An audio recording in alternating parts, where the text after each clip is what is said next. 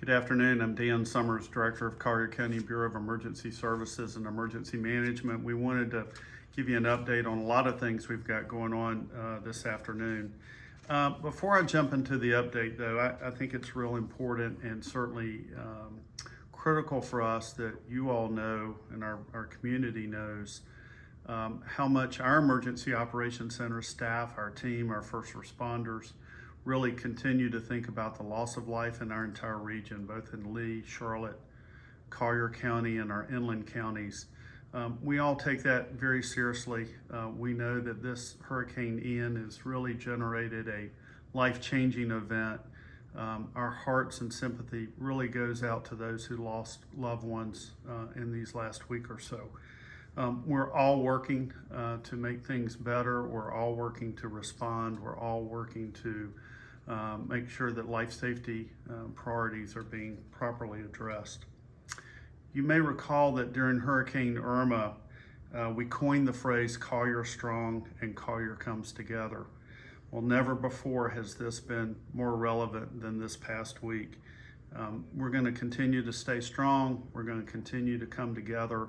And we really have been working as a region, not just as a county, to help address so many of the multi-agency needs that we've had in our region. We're stressing a message with all of our teams out there in the street, the teams here behind the scenes, that we continue to work with teamwork, cooperation, coordination, communications, and mostly compassion.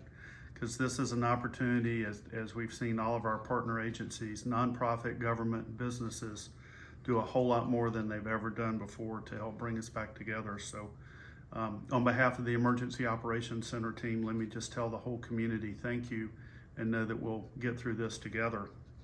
We have strategically worked with our state, federal, and utility partners, along with our nonprofit agencies, to get the local resources and response capability that we've needed.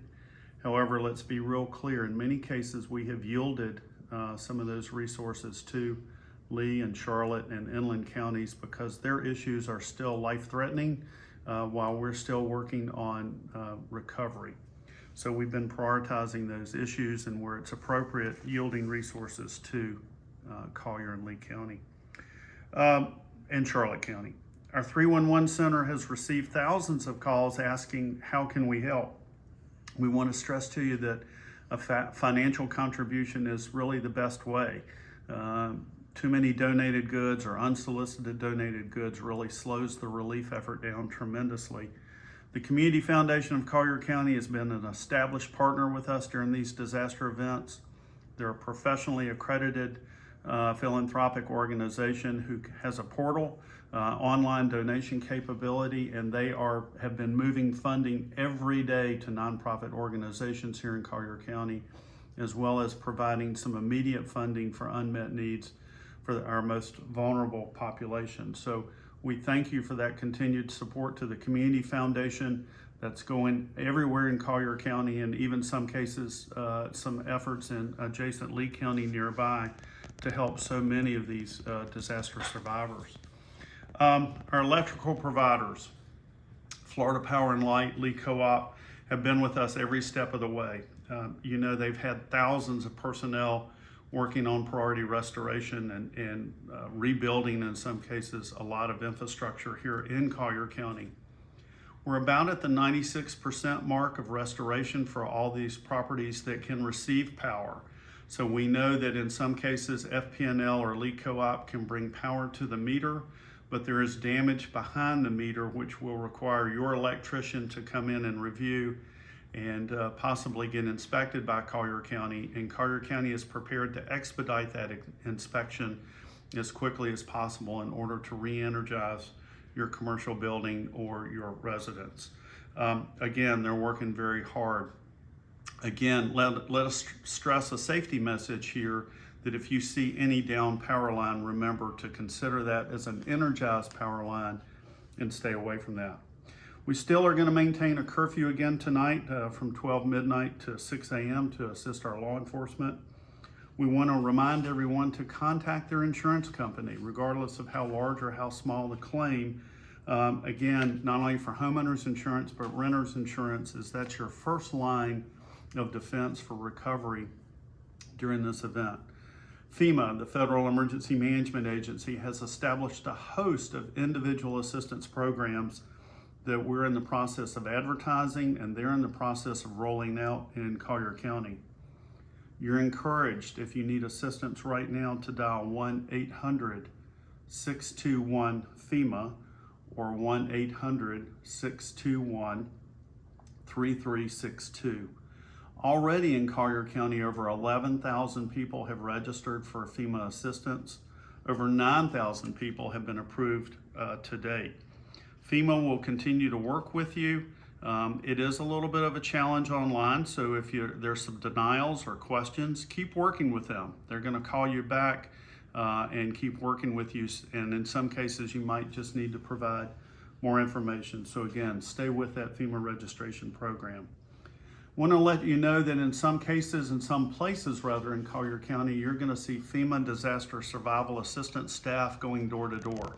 That they are going to some of the hardest hit areas, some of those economically challenged areas, to make sure that they are helping those individuals with whatever relief programs are appropriate for them. We are working to establish disaster recovery centers. Some of those will be at fixed sites. Some of those locations will also be advertised, and that FEMA staff will be working out of a large RV to help individuals get registered. And we're also bringing a host of agencies with them, nonprofit agencies who can further assist you possibly with other relief efforts. Our debris removal mission is going quite well. Over 100 trucks are on the road in Collier County today, with thousands and thousands of cubic yards of debris being picked up. Don't worry, we're going to get there. It takes time, and we have more trucks mobilizing on the way. Remember, please give these debris removal trucks some room to work. Be patient a little bit around the traffic, temporary traffic tie-ups that they may generate, but we want to get this debris up for many reasons, health and safety in particular. We are closing our points of distribution today. We have distributed to over 7,000 vehicles ice, water, tarps, meals ready to eat. And we want to thank the hard work of the Florida National Guard for helping us distribute those commodities. But because all of our retail is back up and fuel is available, we are obligated to shut those missions down at this time. A disaster of this magnitude, and what we see in our business time after the events, is that there's that potential for loss of life after a disaster. So we want to again caution you to take a safety pause. Look around your neighborhood, look around your house, look for these hazards. Take care of yourself. Don't get overheated, stay hydrated, stay clean, stay out of murky water. So again, let's don't get hurt by generators, let's don't get hurt by chainsaws. Let's be patient and do the right thing so we can avoid any loss of life. Let me close by saying that there's just been a large amount of recovery information placed on the websites and through our local media. It changes every day. Continue to monitor social media, the resources at the colliercountyfl.gov website, as we continue to get more relief information out there, more recovery information, and again, keep Collier County strong and let us continue to recover at a real steady and compassionate pace, if you will. Again, thank you for all the support in the community. Thank you to the business community, our nonprofit partners, our first and essential responders, and we're going to continue to help work to recover Collier County. Thank you.